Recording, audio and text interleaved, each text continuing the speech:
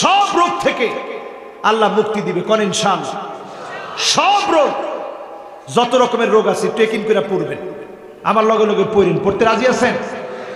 আল্লাহুম্মা আফিনি ফি বাদানি, আল্লাহুম্মা আফিনি ফি সামঈ, আল্লাহুম্মা আফিনি ফি বাসারি, লা ইলাহা ইল্লা আনতা। সহজ না কঠিন? তিনবার আল্লাহর যে গোলাম পড়বে ফজরের পরে, মাগরিবের পরে, আল্লাহ আপনি আমার দেহ ভালো রাখবেন, কানটারে ভালো রাখবেন, দৃষ্টিশক্তি ভালো রাখবেন। যিনি আপনাকে হেফাজত করবেন তিনি কি? এরপরে তৃতীয় নাম্বার আয়াতে আসেন আমার ভাইরা, জিকির করবেন 5 ওয়াক্ত নামাজের পরে, বিশেষ করে ফজরের নামাজের পরে, মাগরিবের নামাজের পরে জিকির করবেন। আর মনে রাখবেন, রিজালুল লা তুলহিহিম তিজারাতু ওয়ালা বাইউন আন যিকরিল্লাহ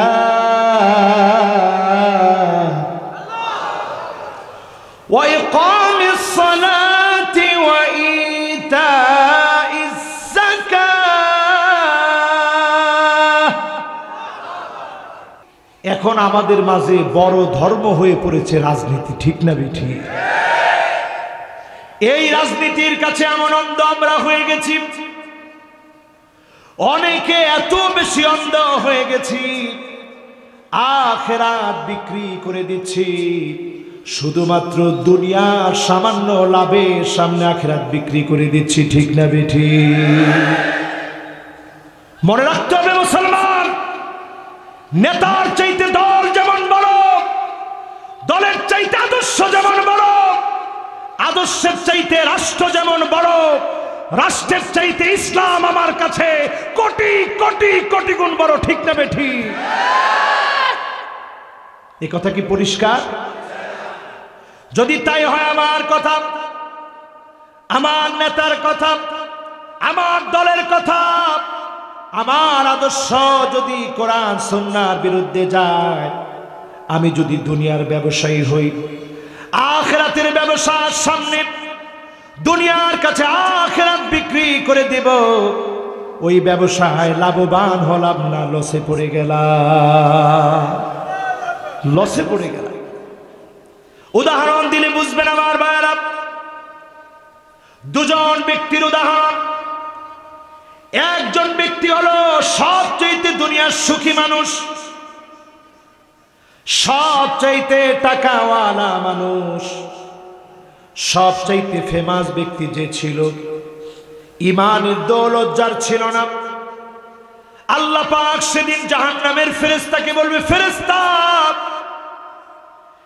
ইগমিসুহু গানসাতাম মিনান নার, এক মুহূর্তের জন্য জাহান্নামটা দেখে আনো। অন্যদিকে আল্লাহ রাব্বুল আলামিন সবচাইতে সুখী মানুষ, সবচাইতে সুখী মানুষের বিপরীতে সবচাইতে মাজলুম, দিন কায়েমের জন্য মার খেয়েছে, জেল জুলুম নির্যাতন সহ্য করেছে, আল্লাহর জমিনে দিন কায়েমের জন্য রক্ত দিয়েছে, মাজলুম হয়েছে, কত মানুষের চোখ উঠায় নেওয়া হয়েছে, পা কেটে ফেলা হয়েছে, হাত কেটে ফেলা হয়েছে। রসুলের চাচা আমিরে হামজার কলিজা বের করে চিবায়ে খেয়ে খাওয়া হয়েছে। কি পরিমাণ জুলুম করা হয়েছে পরতে পরতে ইসলামের। হামজালা স্ত্রীর সঙ্গে সামান্য আলিঙ্গনের পরে ফরজ গোসল করতে পারে নাই, কাফেররা শহীদ করে দিয়েছে। ইসলামের পরতে পরতে যখন এমন মাজলুমদের ইতিহাস, সেই মাজলুমদের মধ্যে একজন মাজলুমের কবর দেখেছি আমি, ইয়াহইয়া আলাইহিস সালাম। মাথা দেহ থেকে আলাদা করা হয়েছে, মাথা এক জায়গায় দাফন করা হয়েছে, দেহ আরেক জায়গায় দাফন করা হয়েছে, দুই জায়গায় দাফন করা হয়েছে। গড়িয়ে গড়িয়ে দেহ ফেলে দেওয়া হয়েছে, পাহাড় থেকে মাথা আলাদা হয়ে গেছে, দেহ আলাদা হয়ে গেছে। এত জুলুম করা হয়েছে নবী ইয়াহইয়া আলাইহিস সালামকে। আল্লাহর আদালতে সবচেয়ে যে মাজলুম হবে, সেদিন আল্লাহ তাকে ডেকে বলবেন, ও জান্নাতি ফেরেশতা, ও জান্নাতি মালায়েকা, একবারের জন্য আমার জান্নাতি গোলামটাকে জান্নাতটা দেখায় আনো। বলেন আল্লাহু আকবার। একদিকে জাহান্নামীকে জাহান্নাম দেখানোর জন্য নিয়ে যাওয়া হবে, অন্যদিকে জান্নাতীকে জান্নাত দেখানোর জন্য নিয়ে যাওয়া হবে। এবার দুজনেই, একজন জান্নাত দেখে আসবে, আরেকজন জাহান্নাম দেখে আসবে। আল্লাহ সেদিন সবচেয়ে সুখীটাকে ডাক দিয়ে বলবে, দুনিয়ার জীবনে অনেক সুখ অনেক শান্তি করেছিস, আজকে আমার কাছে বলতো দেখি একটা সুখের গল্প। জান্নাত জানি দেখছে কয় মুহূর্ত? সবাই বলেন কয় মুহূর্ত? এক মুহূর্ত মাত্র জাহান্নাম দেখেছে, এক মুহূর্ত জান্নাত দেখেছে। জাহান্নামী ডাক দিয়ে বলবে, আল্লাহ মা সাবানি কত্তু নাই, জীবনে কোনো দিন কোনো নিয়ামত আমি দেখি নাই, কোনো সুখ আমি ভোগ করি নাই। এক মুহূর্তে জাহান্নামের আগুন দুনিয়ার সব সুখ শান্তি ভুলায় দিবে। এবার আল্লাহ সবচেয়ে মাজলুমকে ডাক দিয়ে বলবে, গোলাম অনেক মার খেয়েছিলি, ঘরে ঘুমাতে পারো নাই, ঘরটার মধ্যে ঘুমাতে যেতে পারো নাই, সন্তানকে দেখতে যেতে পারো নাই, মিথ্যা মামলা হামলায় জর্জরিত ছিলাম, আমার কাছে একটা দুঃখের গল্প বলো তো দেখি। লোকটা ডাক দিয়ে বলবে, মা সাবানি কত দুররুন আও বালা,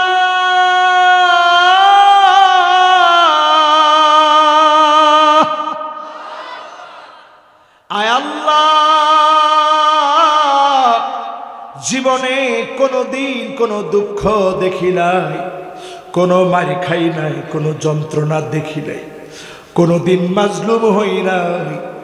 এক নজর জান্নাত দেখায়া দুনিয়ার দুঃখ যিনি ভুলাই দিবেন তিনি কি? মনোযোগ আছে তো? আছে। এবার আসেন আমার ভাইরা, এরপর রাতে চলে যাই। লিয়াজজিয়াহুমুল্লাহু আহসানা মা আমিলু ওয়া ইয়াজিদাহুম মিন ফাদলিহি ওয়াল্লাহু ইয়ারযুকু মান ইয়াশাউ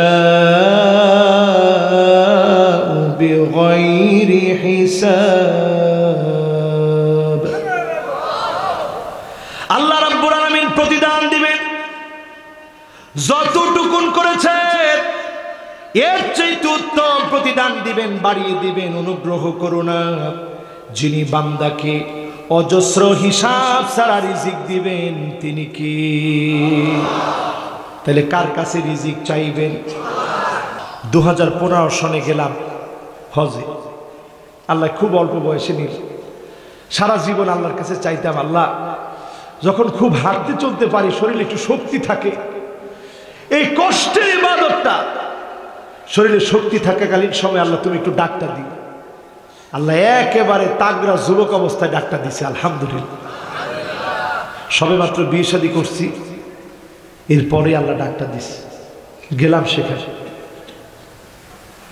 একদিন মাগরিবের নামাজের সময় শেখ সুদাইসি তিনি তেলাওয়াত করতেছেন, ইয়াহাবু লিমান ইয়াশাউ ইনাসা ওয়া ইয়াহাবু লিমান ইয়াশাউ الذكور أو يزوجهم ذكرانا عبثا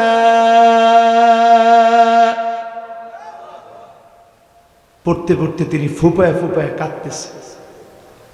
আল্লাহ আপনি যাকে ইচ্ছা করেন কন্যা সন্তান দান করেন, যাকে ইচ্ছা করেন ছেলে সন্তান আপনি দান করেন, যাকে ইচ্ছা করেন ছেলেও দেন মেয়েও দেন, যাকে ইচ্ছা করেন না ছেলেও নাই মেয়েও নাই, বন্দা রাখেন সব ক্ষমতা কার? রিজিকের যিনি পূর্ণ মালিক তিনি কে? আমরা আল্লাহর ভান্ডার ছেড়ে ভান্ডারির ভান্ডার খুঁজি, আটশির ভান্ডার খুঁজি, পীরের ভান্ডার খোঁজা শুরু করেছি। কোন ভান্ডার কিছু দিতে পারে না, যেই ভান্ডার থেকে নাজিল হয় তিনি কে? গোলাম ওই ভান্ডারের কাছে চাও যে ভান্ডার থেকে কেউ খালি হাতে ফিরে না। কথা কি ঠিক? অনেকে মন বেজার করে নিয়েছে, দেখছস হুজুরে আমার বিরুদ্ধে লাগিয়ে গেছে। আমি কেউর বিরুদ্ধে না, কোরআন হাতেই কথা বলছি। ইন্না আওয়ালাকুম ওয়া ইনসাকুম ওয়া জিন্নাকুম কামু ফি সাঈদিন ওয়াহিদিন। যদি সব মানুষগুলা সব জিনগুলা পৃথিবীর 900 কোটি মানুষ কোটি কোটি জিনগুলা যদি একত্রিত হয়ে যায়, খোলা প্রান্তের ভিতরে দাঁড়ায় যায়, আল্লাহর কাছে যদি চাওয়া শুরু করে, মা নাকাসা মিম্মা যালিকা ইনদি ইল্লা কামা ইয়ানকুসুল মিখিয়াতু ইযা উদখিলাল বাহর। সমুদ্রের ভিতরে সুই প্রবেশ করে সুই উঠালে সমুদ্র যেমন সামান্য টের পায় না, একটুখানিও সমুদ্র থেকে পানি ওঠে না, যেই সামান্য টুকুন উঠে প্রত্যেকের মনের চাহিদা পূর্ণ করে দিলে এতটুকুনও আল্লাহর ভান্ডার থেকে ফুরাবে না। তাহলে চাবেন কার কাছে?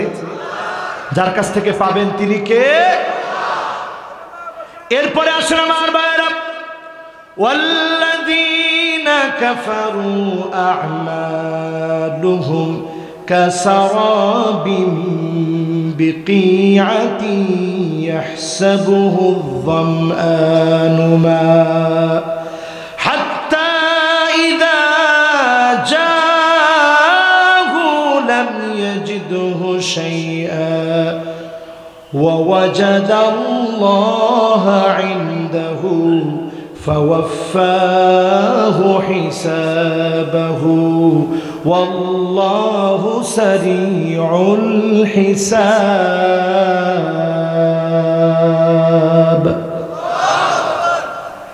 কাফিরদের কাজের কথা হলো এমন, অনেক সময় দেখবেন মাদার তেরেসা অনেক বড় কাজ করে, নেপোলিয়ান অনেক কাজ করেছে, কার্ল মার্কস অনেক কাজ করেছে, লেনিন অনেক কাজ করেছে, আজকের খ্রিস্টান মিশনারিরাও অনেক কাজ করতেছে, দান করতেছে, মানুষের ঘরবাড়ি করে দিচ্ছে।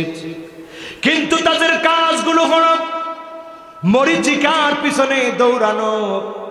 মরু প্রান্তে যারা গিয়েছেন আমার নিজের চোখে দেখেছি, অনেক দূর চলার পথে মনে হয় যেন ওই জায়গায় পানি চকচক করতেছে, যাওয়ার পর দেখবেন পানি না, এটা বালু, এটার নাম মরীচিকা। এই মরীচিকার ভিতরে মানুষ যেমন ধোঁকা খায়, কাফেররাও ধোঁকা খেয়েছে। তাদেরকেও আল্লাহ পাক স্বচ্ছ একটা অন্তর দিয়েছিলেন, তাদের ওই পিঞ্জিরের ভিতরে, এই খোলসটার ভিতরে, এই খাঁচার ভিতরে একটা অন্তর তাদেরকে দিয়েছিলেন। তাদেরকে আল্লাহ রাব্বুল আলামিন হাড় দিয়েছিলেন, এই হাড়ের উপরে তাদেরকেও স্বচ্ছ কাচের মতো আবরণ দিয়েছিলেন। জন্মগ্রহণের পরে তাদের কাজটা স্বচ্ছ ছিল, শিরক করতে করতে কালো হয়ে গেছে। এজন্য তাদের কাজগুলাকে আল্লাহ পাক দুনিয়ার জীবনে তাদের ভালো কাজের জন্য প্রতিদান দিবেন, আরো বেশি ভালো কাজ করার সুযোগ দিবেন। মরীচিকার মতো আখিরাতের সামনে গিয়ে প্রতিদান না দেখে তারা জায়গা দেখবে জাহান্নাম। যিনি দ্রুত হিসাব নিকাশ করে জাহান্নামে পাঠায় দিবেন তিনি কে? কারণ আপনি সব আলো চিনলেন, নূরুন আলা নূর, সব আলোর আলো যিনি তিনি কে? ওয়ালাইন সালতাহুম মান খালাকাহুম লায়াকুলুন্না আল্লাহ।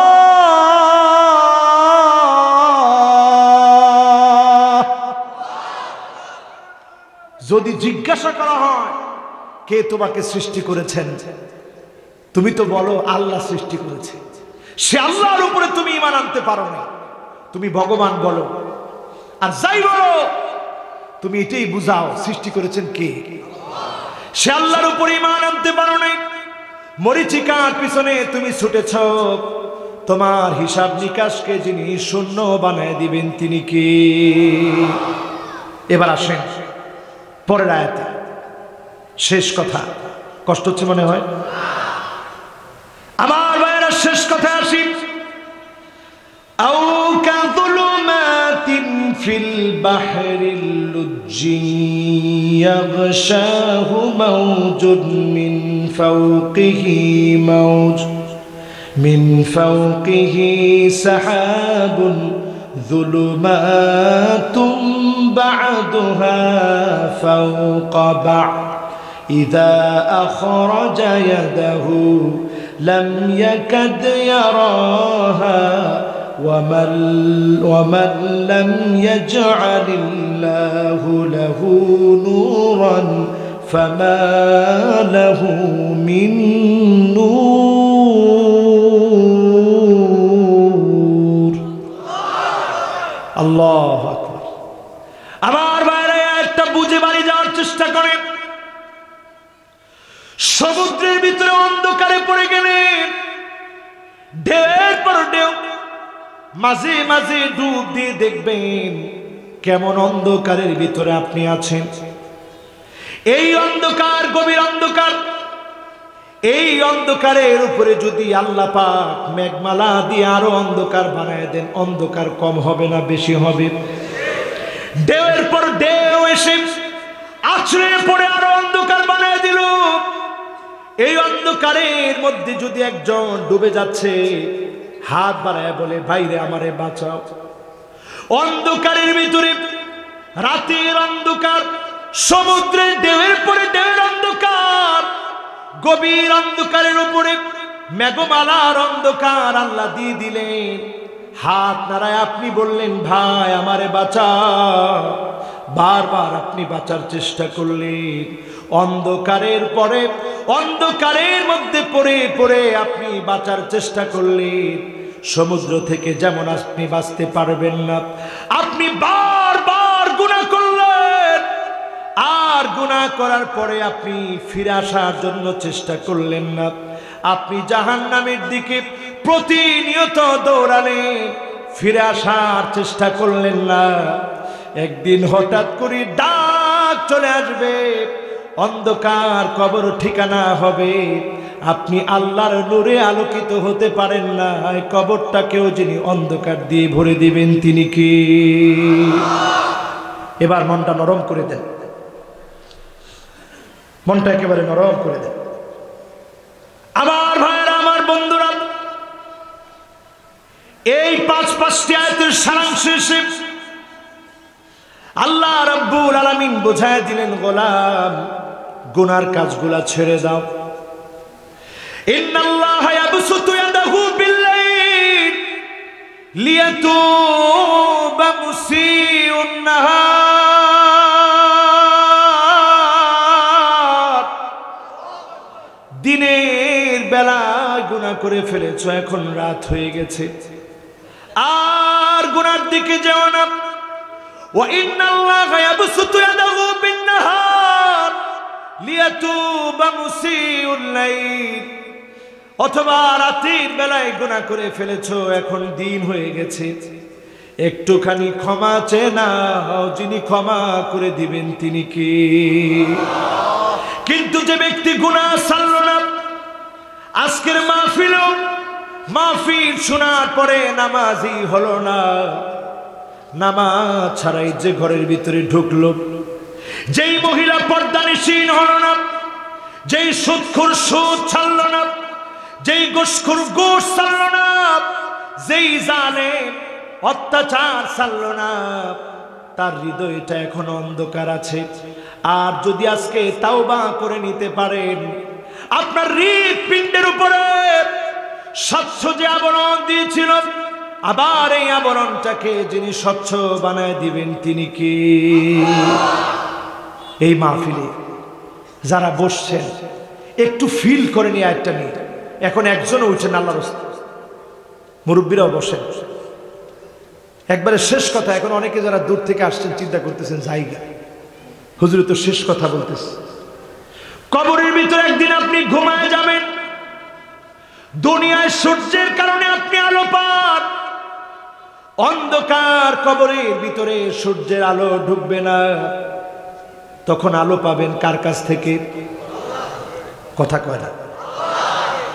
নূরুন আলা নূর, সব আলো যেদিন ফুরায় যাবে, যার কাছ থেকে আলো আসবে তিনি কি? অন্ধকার কবরের ভিতরে ঘুমায় যাবেন, নূরুন ওয়া বুরহানুন ওয়া নাজাত, নামাজ আপনার জন্য আলো হয়ে দাঁড়ায় যাবে, সাক্ষী হয়ে দাঁড়ায় যাবে। নামাজের সাক্ষী গ্রহণ করে যিনি দলে দলে জান্নাতি বানায় দিবেন তিনি কি? সুতরাং নূরুন আলা নূর, আলোর উপরে আলো। সে আলো যদি পেতে চান, কবরের ভিতরে এমন অন্ধকার অবস্থা তৈরি হবে, লোকটা ডানে তাকায় দেখবে কে যেন দাঁড়ায় আছে। কে গো তুমি? সব রেখে চলে আসলাম, আমার সন্তান রেখে চলে আসলাম, স্ত্রী রেখে চলে আসলাম, বাপ রেখে চলে আসলাম, মা রেখে চলে আসলাম, বন্ধু বান্ধব রেখে চলে আসলাম। কে গো তুমি? অন্ধকার কবরে নামাজ বলবে আমি তোমার নামাজ। বাঁদিকে লোকটা তাকায় দেখবে কে যেন দাঁড়ায় আছে। কে গো তুমি? অন্ধকার কবরে আমি তোমার রোজা। অন্ধকার কবরে দাঁড়িয়ে গেলাম, লোকটা তাকায় দেখবে মাথার সামনে কে যেন দাঁড়ায় আছে। কে গো তুমি? মাথার সামনে দাঁড়ায় আছো। বলা হবে তিলাওয়াতুল কুরআন, আমি তোমার কোরআন তেলাওয়াত আজকে তোমার জন্য দাঁড়িয়ে গেলাম। ওয়াসাইরুল আমালি আলা রিজলিহি, পায়ের সামনে দাঁড়ায় দেখবে কেউ কেউ দাঁড়ায় আছে। কে গো তুমি? অন্ধকার কবরের ভিতরে সূর্যের আলো নাই, যার কাছ থেকে সেদিন আলো পেয়ে কবর আলোকিত হয়ে যাবে তিনি কি? সুতরাং আমার ভাইয়েরা, ছোট ছোট যে আমলগুলা করলেন, এই আমলের কারণে যিনি আমার আপনার কবরটাকে আলোকিত বানায় দিবেন তিনি কি? সূরা নূরের শব্দ জানি কয়টা? লিল্লাহে তাকবীর 1317টা মস্ত করে বাজছে। কয়টা? এবার আরেকটা কথা কই দি, কষ্ট বলি। অক্ষর জানি কয়টা? হ্যাঁ, কত? মাশাআল্লাহ, একটা পিচ্চি বাচ্চা কইছে, আমার মনটা একবার কলিজাটা বইরে গেছে। আলহামদুলিল্লাহ। মানুষ কয় হুজুর কুরআন হাদিসের তাফসীর কুরআন হাদিস দিয়ে করলে মানুষ বুঝতো না, একটু গল্প টল্প কই। কিসের গল্প? কোরআন হাদিসের মাহফিলে কোনো গল্প নাই। এবার 5টা আঙ্গুল উঠান ঝটপট, মোনাজাতের আগে। কয়টা আঙ্গুল? লিল্লাহে তাকবীর। টেয়াটোয়া দিছেন তো? দিছেন না? আচ্ছা, এটার লাগে কই না যায় না, কিন্তু এটা কইলি মানুষ অর্ধেক যাওয়া শুরু করো। আজকে টেয়া নিত না, কিন্তু এরা লোক ভালো। এবার 5টা আঙ্গুল উঠাইছেন, 5টার সময়ে আল্লাহরে ডাকবেন। আকাশের দুয়ার খুলে যিনি আপনাকে রহমত করবেন, নূর দিবেন তিনি কে? হুজুর যায় না বল, এই 5টা শুনে যান, কাজে লাগবে ইনশাআল্লাহ। কালকের জুমায় এটা আরো ভালো করে বুঝাই দিবেন, কোন ইনশাআল্লাহ। কয়টা? এবার হাতগুলা নামান, ঝটপট শুনেন। 1 নাম্বার বলছিলাম, ইমাম সাহেব নামাজ যখন শুরু করবে সেই সময়ে কয়টা বাক্য বলবেন? 2 নাম্বার ইনদাল আযান, আজানের সময়টা কাজে লাগাবেন। মুয়াজ্জিন সাহেব যেমন করে আজান দেয় আপনি আজান দিবেন। আজানের শব্দগুলো আপনি উচ্চারণ করবেন। ইল্লাল হাইয়ালাতাইন, হাইয়া আলাস সালাহ, হাইয়া আলাল ফালাহ ব্যতীত এই দুই জায়গায় লা হাওলা ওয়ালা কুওয়াতা ইল্লা বিল্লাহ পড়বেন। এরপরে নামাজের আজানে আপনি উত্তরগুলা দিলেন, আজানের দোয়া পড়লেন, দরুদ শরীফ পড়লেন। এই সময় আল্লাহ দাম এত বাড়িয়ে দিবে, ফায়ুস্তাজাব, যিনি আপনার দোয়াগুলা কবুল করবে, নূর দান করবেন, রহমত দান করবেন, সাত আকাশের দুয়ার খুলে দিয়ে রহমত দিবেন, তিনি কি?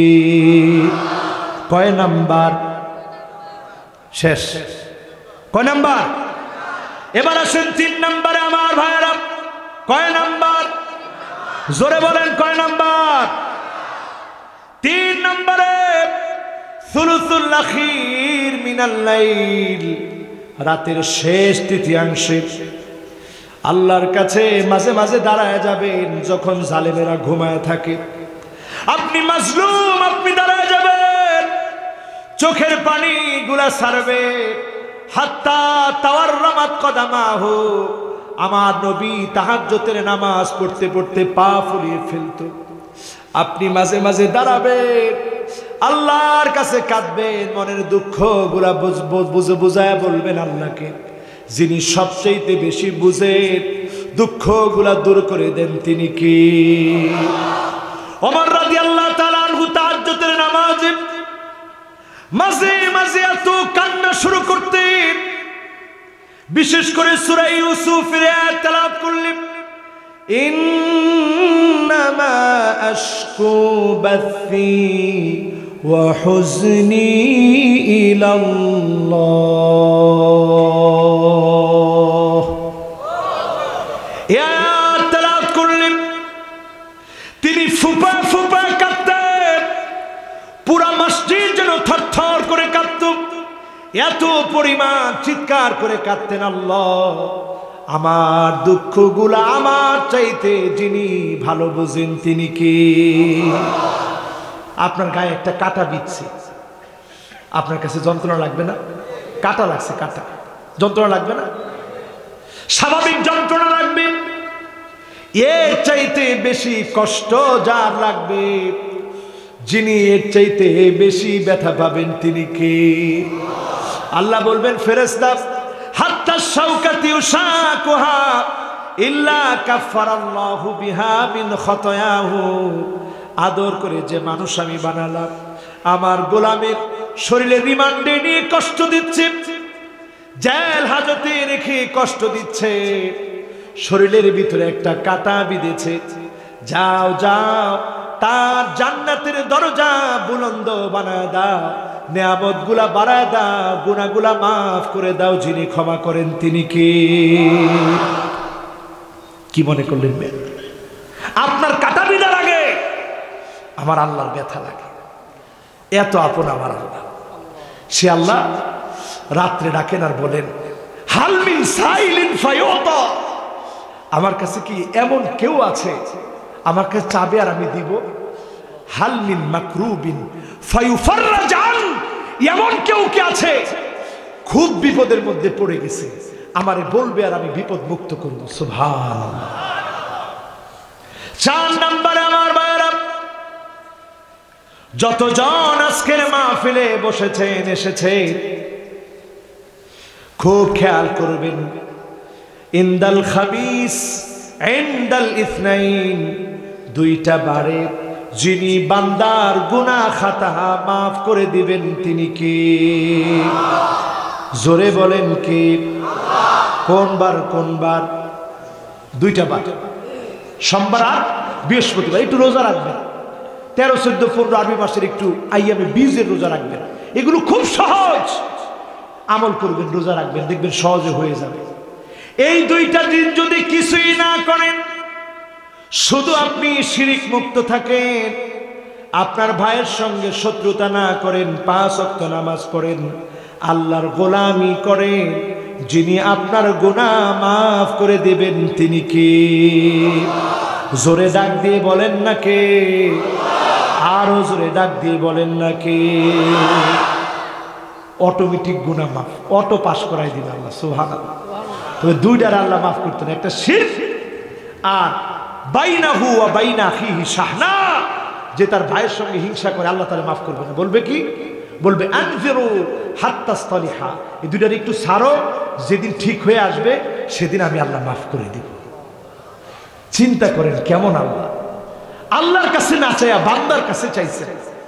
কবরের কাছে গিয়ে সেজদা মারলেন, বাবার পায়ে গিয়া সেজদা করলেন, এত নাফরমানি করলেন, মূর্তির কাছে গেলেন, একটা বার যখন বললেন আল্লাহ আমার ভুল হয়েছে, জীবনে অনেক অন্যায় করছি না বুঝে, একটা বার আপনি আস্তাগফিরুল্লাহ বুঝে বললেন, মান লাযিমাল ইস্তিগফার জাআলাল্লাহু লাহু মিন কুল্লি দাইকিন মাখরাজা ওয়া মিন কুল্লি হাম্মিন ফারাজা। বুঝে বুঝে যদি আপনি তাওবা করতে পারেন, যিনি আপনার গুনাহ মাফ তো করবি, বিপদ মুক্ত তো করবি, দুশ্চিন্তার বেড়াজাল থেকে যিনি হেফাজত করবেন তিনি কে? একটু বুঝা বলেন তো আস্তাগফিরুল্লাহ, দিলটা দিয়ে বলেন আস্তাগফিরুল্লাহ, বুঝা বললেন। আর একটা বাকি আছে, শুনবেন না যাবেন না? জোহরের নামাজের সময়, জাওয়ালের নামাজ, সূর্য যখন ঢলে পড়েছে, হারাম ওয়াক্ত শেষ হয়েছে, মাত্র 4 রাকাত নামাজ পড়েন। নবীজি বলছেন ওয়া উহিব্বু আন তাসআদালি ফিহা আমালুন সালিহ, এই সময়টা যদি নেক কাজ করে কাটাতে পারে, যিনি আপনার গুনাহ মাফ করে দিয়ে আপনার জন্য আকাশের একটা না দুইটা না 7-7টা দরজা খুলে দিবেন, তিনি কি? খুশি না বেজার? সবাই খুশি না বেজার? কয়টা সময়? 5টা।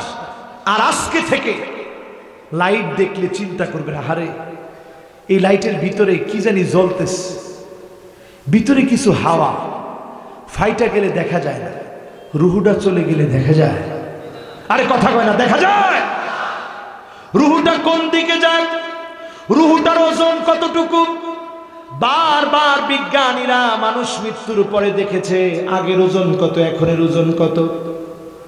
কোন সময় দেখে 27 গ্রাম, কোন সময় দেখে 20 গ্রাম, কোন সময় দেখে ওজন আরো বেড়ে গিয়েছে, আগের চাইতে বেড়েছে, কোন সময় দেখে কমেছে। রুহুর অনুপস্থিতিতে বিজ্ঞান আজ পর্যন্ত পৌঁছাতে পারে না। লা শারকিয়াতা ওয়ালা গারবিয়া, পূর্ব পশ্চিমে কোথাও খুঁজে পাওয়া যায় না এমন এক তেল, যিনি আমার আপনার ইঞ্জিন চালাতে রুহু হিসাবে দিয়েছেন, তিনি কে? চিল্লা বলেন তিনি কে? রূহ চলে যাবে, আপনার আর দাম নাই। যেদিন রুহুটা চলে যাবে, আমি আজহারি কার আজহারি বলবে না, বলবে লাশ কখন আসবে, লাশের গোসল কখন হবে, লাশের জানাজা কখনো হবে, দাফন কাফন কখনো হবে। আর কোন দিনের জন্য আজহারি বলবে না।